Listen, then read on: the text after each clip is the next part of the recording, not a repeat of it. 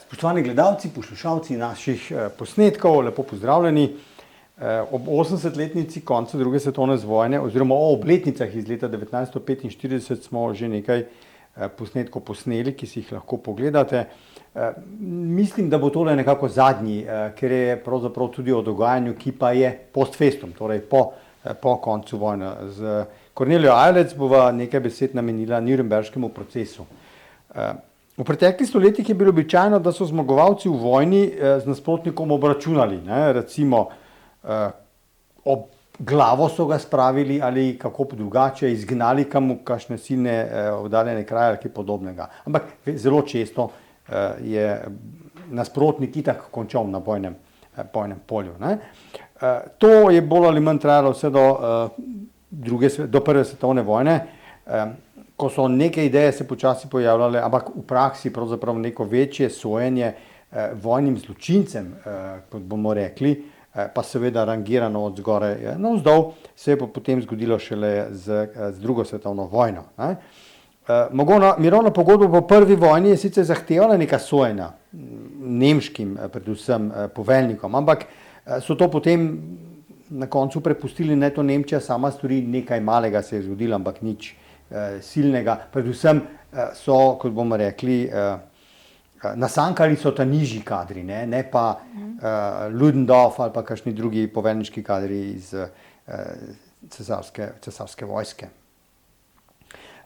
Po drugi svetovni vojni so zavezniki zopet menili, oziroma v njenem času menili, da bo potrebno poveljnikom najrazličnejših rangov po koncu vojne soditi za zločine, ki so jih storili.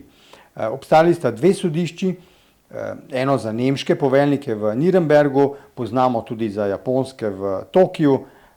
Kakšna je bila torej pot do tega 20. novembra, ko so prebrali obtožnico oziroma ko se postopki v Nürnbergu počasi začnejo? Ja, zdaj vemo, da druga svetovna vojna je seveda totalna vojna, ne? Da je bila totalna vojna tudi v smislu, kar se tiče zločinov. Torej, praktično nič ni bilo odvzeto z mize in zato so zavezniki, predvsem zahodni zavezniki primarno, že v prvih letih vojne začeli razmišljati, kaj pravzaprav narediti s temi zločini oziroma na kakšen način jih kaznovati. Zdaj vedeli so, da takšna kazen, kot jo je Nemčija dobila po prvi svetovni vojni, da ima lahko napačen efekt. Kazni, ki jih je Nemčija prejela, to so bile reparacije, odvzemi ozemelj, zmanjšanje vojaške moči, pri čemer, tako kot si povedal, glavni poveljniki sploh niso bili obsojeni, ampak so imeli občutek nekega ponižanja, ki se je potem prelevil v neko željo po maščevanju, ne vodijo v pravo smer. In to je pomenilo, da so se zavezniki v bistvu znašli pred zagato, kaj narediti. Zdaj, ena možnost je bila zagotovo, da ne naredijo nič.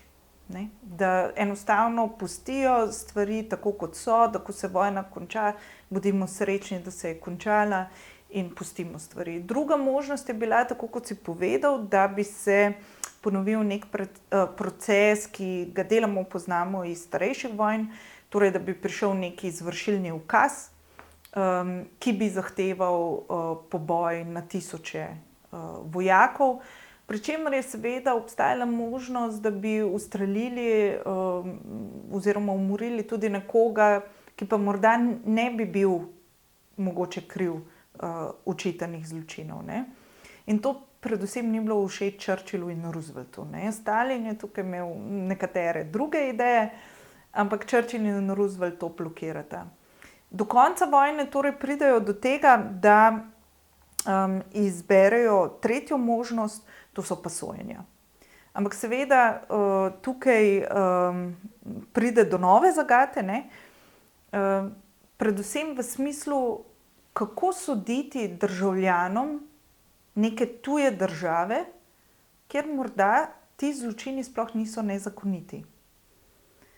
In to je bila ena zagata, okoli katere so se zavezniki zelo dolgo pogovarjali. In potem so na eni izmed moskovskih konferenc prišli do zaključka, da vendarle bo pa treba se tukaj poenotiti, se bo potreba pogajati in predvsem ravnati zelo pametno, kajti ti procesi bodo zelo odmevni. Posledično so sklenili še eden v vrsti londonskih sporazumov, to je bil sporazum o mednarodnem sodišču. In poanta tega sporazuma je bila pravzaprav, da so združili 4 različne zakonodaje, se pravi največjih zaveznikov, zmagovalnih zaveznikov v drugi svetovni vojni, torej združili so kazensko zakonodajo Združenih držav Amerike, Velike Britanije, Sovjetske zveze in pa Francije.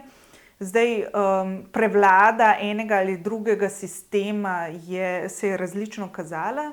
Naprimer, določili so, da bodo pri teh sojenjih sodelovali tudi tožilci in odvetniki, tako kot je v sistemu Združenih držav Amerike pa Velike Britanije, oziroma tukaj so prevladali predvsem njihovi interesi.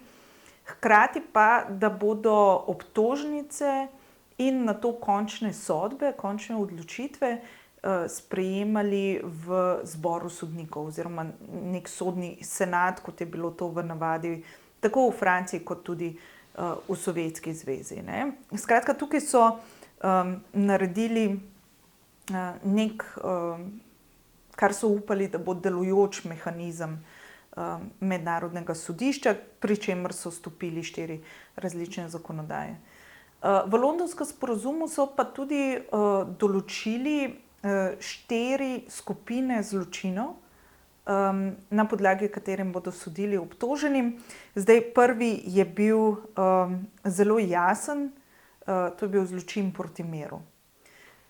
In tukaj to je pomenilo, da so obtožili obtožence za načrtovanje in pa izvedbo vojne, ali pa izvedbo vojne v nasprotju z do tedaj sprejeto zakonodajo oziroma bilateralnimi sporazumi. Pri čemer so se pa neposredno nanašali, ker so morali najti neko pravno podlago, predvsem na en malo slabše poznan sporazum iz leta 1928, poznan kot Briand-Kellogov sporazum. Gre za sporazum, v katerem je Francija iskala še neko, recimo temu, varnost pred ponovnim oboroževanjem Nemčije. To so našli v Združenih državah Amerike. In temu sporazumu so potem pristopile tudi druge države, med njimi tudi Kraljevina Jugoslavija. In bistvo tega sporazuma je bilo, da je vojna postala nezakonito dejanje. In neposredna pravna podlaga, torej lahko rečemo Nürnberških procesov, je ravno ta Briand-Kellogov memorandum, ki mimogrede velja še danes. In še danes je vojna v bistvu nezakonito dejanje. No, drugi zločin, proti kateremu so sodili, je bil zločin proti človeštvu. Te so bili verjetno najbolj poznani. Šlo je za zločine masovnih pokolov, masovnih deportacij, zločin genocida. Potem so bili tukaj vojni zločini, se pravi zločini, ki so jih ki jih je storila ena vojska na pripadnikih druge vojske. In so bili veljavni že po dotedanji mednarodni zakonodaji. To je bilo naprimer, da če imate vi vojnega ujetnika, ga ne smete ustreliti. In pa zadnji, to je bil pa verjetno najpomembnejši zločin, je bila pa konspiracija za oblikovanje okolja, v katerem so se vsi prej 3 navedeni zločini lahko izvajali. Tako da to so bili neki pravni okviri. Morda bi tukaj povedala, da obtoženi so lahko bili obtoženi bodisi za vse 4 skupine vojnih zločinov. To je bil na primer Keitel, ki je bil poveljnik, se pravi glavni poveljnik nemških sil. On je bil obtožen v vseh točkah, bil potem tudi obsojen in nazadnje usmrčen. Ne. Potem imamo pa primere, kjer je bil nekdo obtožen zgolj za eno ali za dve točki. Ne, naprimer Julius Streicher. On je bil, lahko rečemo, propagandist, urednik. Njega so pa naprimer obtožili zločinov proti človeštvu in pa konspiracije. Nazadnje so ga obsodili zgolj za konspiracijo, se pravi za ustvarjanje nekih okoliščin, ki so omogočali vse ostale zločine. Ampak kljub temu, da so ga potem obsodili zgolj v eni točki, je bil vseeno obsojen na smrt. Tako da tukaj imamo nekako te pravne okvire. Zdaj vse skupaj je bilo obtoženih samo 24 oseb, ne? Ker mi si to predstavljamo kot sojenje na stotinam oseb, dejansko je bilo tukaj 24 oseb, ampak to so bile osebe, za katere so tožilci menili, da so bili glavni krivci za ustvarjanje sistema, ki je nazadnje privedel do izbruha druge svetovne vojne. Zdaj, tukaj v teh 24 je bilo kar nekaj posebnih primerov. Naprimer, Mati Brunner je bil obsojen oziroma najprej obtožen zločinov proti človeštvu, potem je bil tudi obsojen na smrt, ampak v odsotnosti. Njega namreč ni bilo in šele leta 1972 so v bistvu ugotovili, da je umrl nekaj dni pred kapitulacijo. Ne. Se pravi, so sodili že mrtvemu človeku, ampak njegovega trupla prej niso naprimer našli. Potem je tukaj naprimer primer Gustava Kruppa. Vsi se vozimo še danes v Kruppovih dvigalih, ne, naprimer. Gre torej za velikega industrialca, ki pa je svojo industrijo, svojo veliko železarsko industrijo seveda podpiral nemško mašinerijo, vojno mašinerijo in je bil prav tako obtožen konspiracije. Za njega so naprimer presodili, da je prešibkega zdravja in potem nikoli niso do konca izpeljali sojenja in potem je, mislim, da leta 1950 tudi umrl. Potem imamo pa tukaj še naprimer Roberta Leja, ki je bil vodja nacističnih sindikatov, ki so ga prav tako obtožili konspiracije. No, on je bil pa eden tistih ljudi, ne, ki je verjel v to, da če izgubiš vojno, ne, te morajo takoj ustreliti. Ne. Nobenih sojenj, treba te ustreliti, tako da sam sicer ni bil ustreljen, ampak je 3 dni po prejemu obtožnice storil samomor, ne, in potem dejansko do sojenja ni prišlo. Zdaj, ta točka, ne, da je sojenje potekalo kot neka mešanica 4 sistemov in da je lahko vsak obtoženi tudi prosto izbiral odvetnika, je bila v bistvu zelo pomembna komponenta teh sojenj. Seveda so na teh sojenjih sodelovali najboljši nemški odvetniki. Ne. Kako dobri so bili ti odvetniki, naprimer, se zelo dobro pokaže pri sojenju admiralu Donjecu, ne, se pravi poveljniku nemške mornarice, ki so ga obtožili vojnih zločinov in sicer, da je izdal ukaz, da nemške podmornice ne smejo pomagati preživelim v napadih. In to so potem označevali kot zločin, ki je primeren smrtne kazni, vendar so njegovi odvetniki zagovarjali, da so pravzaprav enak ukaz podali ameriški poveljniki na Pacifiku, ki so prav tako niso pustili, da se pomaga preživelim Japoncem. In na takšen način v bistvu zmagali. Ne. Mislim, da je Donjec dobil nekaj 10 let, se pravi sredi 50 let je bil izpuščen iz zapora in potem mirno živel, recimo temu, do 80 let. Tako da tukaj lahko rečemo, da je dejansko ta sodniška praksa ali pa praksa sojenj zelo dobro delovala. In če si imel dobrega odvetnika, ki je znal argumentirati proti stališča, da se je dalo tudi znižati kazni. Zdaj, en problem, katerega so se zavezniki bali, da bojo imeli pri teh sojenjih, da bo pomanjkanje merodajnih dokazov. Ampak tukaj so se v bistvu Nemci sami zafrknili, ker so bili izjemno dobri dokumentalisti in so svoje zločine zelo dobro dokumentirali. Zdaj, če so bili morda uničeni v večji meri dokumenti v raznih koncentracijskih taboriščih, je to pomenilo samo, da so morali tožilci spremeniti strategijo. In njihova primarna strategija je bila, da so pokazali v bistvu strukturo zarote, konspiracije, ki je delovala v Nemčiji, in pa namen.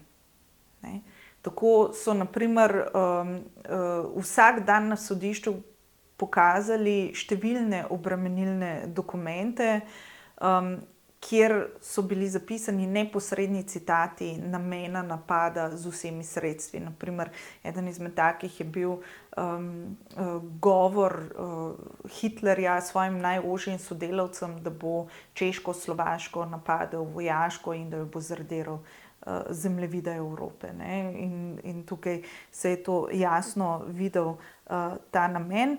In na takšen način so vzpostavili ta argument za celotno strukturo, ki je bila usmerjena v to, da bo do druge svetovne vojne prišlo z namenom zmage, razširjanja nemškega Lebensrauma in tako naprej. Šele kasneje so šli pa na konkretne primere, se pravi naprimer na izvedbo holokausta, kjer pa je bil protiargument vedno ponavadi teh zagovornikov, da so bili obtoženi zgolj vojaki, da so zgolj izvrševali svoje ukaze, pri čemer je bil pa protiargument tožilcev ta, da tudi prva oseba, ki je bila kadarkoli obtožena umora, da bi bila oproščena samo zato, ker prej nihče drug ni bil obtožen umora. Poanta tega je bila, da so zagovarjali, da so nekateri zločini tako univerzalno nemoralni, da ni nobene potrebe po tem, da bi obstajal precedens, da bi te zločine obsodili. Tako da ti izgovori, da so zgolj izvajali ukaze, niso vzdržali. Torej, kot primer so dali tudi to, da na primer en vojak, ki pravi, da je torej izvajal zgolj ukaz, da ima še vedno svojo moralo. In da se s tem ne odpove osebni morali, da ne izvrši nemoralni ukaz. In kot primer za to so na primer dajali Erwina Rommla, ki je dobil ukaz, da mora pobiti vse vojne ujetnike, ki bi prišli pod njegovo varstvo. On se je temu ognil tako, da je ta ukaz zažgal vpričo drugih prič. In tega potem tudi načeloma ni izvajal. Potem so bili pa na primer take obtoženci, ki so pa zelo dobro pogruntali, da morda se more pa pokesati za zločine, da bi se ognil smrtni kazni. Eden izmed takih oziroma edini je bil Albert Speer, ki je bil pravzaprav odgovoren za sistematično izrabo prisilnega dela. Na milijone delavcev je bilo vpetih v sistem prisilnega dela, mnogi so umrli in on je na procesih tudi izrazil obžalovanje in pa priznal namen celotnega sistema do izvajanja teh ukrepov. In to je delovalo, ne, ker je za te zločine dobil zgolj 20 let zapora. Ne. No, potem imamo pa še nekaj takih primerov, ne, ljudi, za katere je zgodovinopisja zelo, zelo dobro vemo, da so pomagali ustvariti sistem, ki je v Nemčiji pravzaprav omogočil, da je izpeljala drugo svetovno vojno. Eden izmed njih, oziroma najbolj poznan, je bil Hjalmar Schacht. Mislim, da je bil na čelu nemške, se pravi Zvezne banke. Potem je bil pa poznan tudi kot Hitlerjev minister za finance, ki je pravzaprav tako pametno deloval s finančnimi sredstvi Nemčije, da je nacistična stranka lahko sledila svojim ciljem, torej oboroževanja in do neke mere tudi socialnemu načrtu po veliki krizi. Ampak on je padel v nemilost že preden se je začela dejanska agresija Nemčije proti drugim državam. Nazadnje je tudi sam končal v koncentracijskem taborišču, bil na to obtožen na nürnberških procesih, ampak je bil nazadnje oproščen. In kasneje, mislim, da še nadaljnjih 20 let je potem deloval kot finančni svetovalec v državah tretjega sveta, ne, kako spodbuditi celotno ekonomijo. Zdaj, na koncu nürnberških procesov je bilo 12 obtoženih usmrčenih, 7 je dobilo zaporne kazni, mislim, da so bili 3 oproščeni, 2 pa nikoli nista dobila izreka sodbe. Zdaj, ti nürnberški procesi so, kot rečeno, omenil sem tudi že tokijskega. Nismo omenjali v naših pogovorih italijanskih procesov, ampak o tem smo že govorili v enem naših drugih pogovorov ob eni drugi obletnici konca druge svetovne vojne, tako da si lahko gledalci povezavo na tisti pogovor ogledajo spodaj v našem v opisu pod tem pogovorom.